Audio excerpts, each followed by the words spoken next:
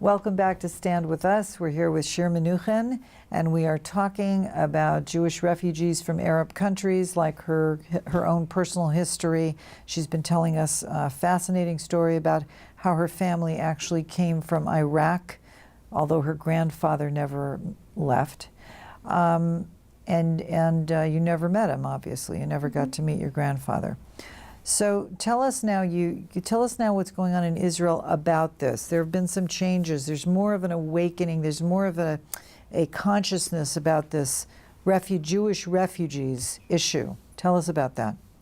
You know, when I think about my childhood and about growing up in the Israeli education system, I don't remember us ever learning about the history of the Jews in Arab lands. And we're talking about a history of thousands and thousands of years. And it was only made a prominent decision to incorporate this part of history much, much later, only when I was in high school. So I know that today, for instance, kids in high school do learn much more about it than we used to.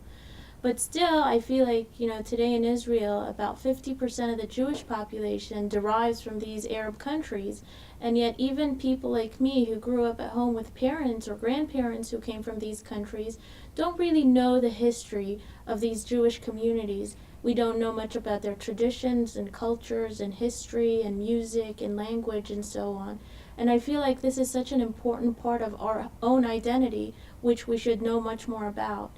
And actually, this past June of 2014, a new law has been legislated to commemorate the flight of Jews from Arab lands. So from now on, every November 30th will be marked as the day of the flight of Jews from Arab lands. I'm so happy to hear this, because really, I feel like there's very few groups and very few people that talk about this on a regular basis, which is a big reason why we're taking you to college campuses to tell this story and remind people that, so many Jews fled Arab countries. And now if you look at the statistics, how few Jews remain from thousands, and after thousands of years, and big cultures, and they're all gone. They're all absolutely, they've disappeared. In a way, it's like a deletion of an entire community, because we're talking about almost 1 million Jewish refugees from Arab lands. And when I say that, when I'm speaking, people don't even realize that these people are refugees.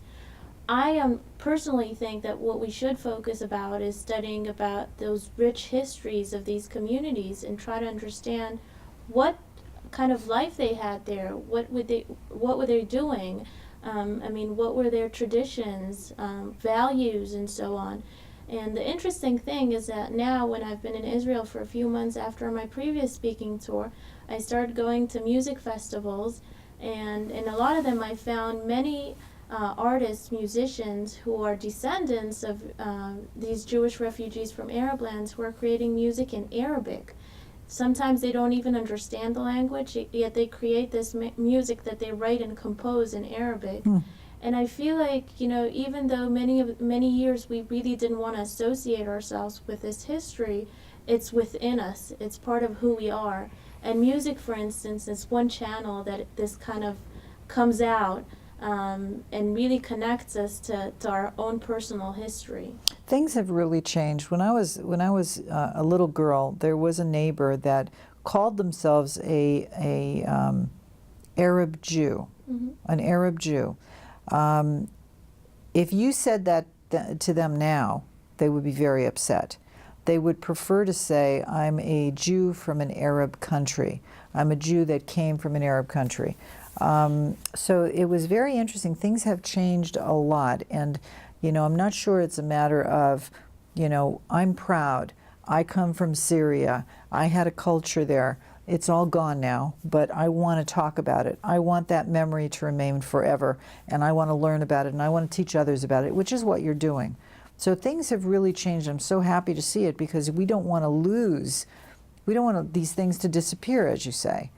As part of the melting process that went on in Israel, a bit similarly to some of the experience that I hear here in the States when I'm traveling and meeting with different people, a lot of the times when these immigrants or Olim came to Israel, they really wanted to start over, to start out as Israelis. And many of them felt like they had to put behind whatever history it is they came from and start over. But what happened is that their children or their grandchildren felt this huge gap in their identity because they really didn't know what to hold on to. And I feel that, for instance, what's happening today in the music scene in Israel is somewhat of this search for our own culture. You know, because I remember myself going to my grandmother's house and hearing Arabic music.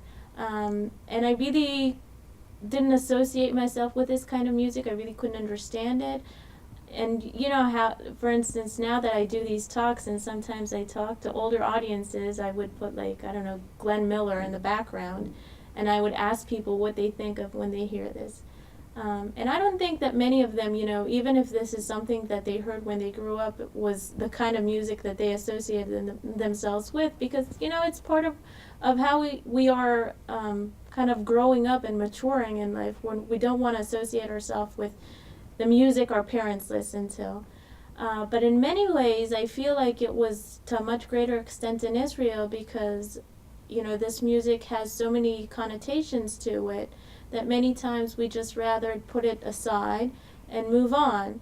But later in life, I see that, you know, with myself, that I realize that this is also part of who I am. This is also part of my identity, and this is why it is important for me to know more about it. And now I find myself really enjoying, you know, Arabic music.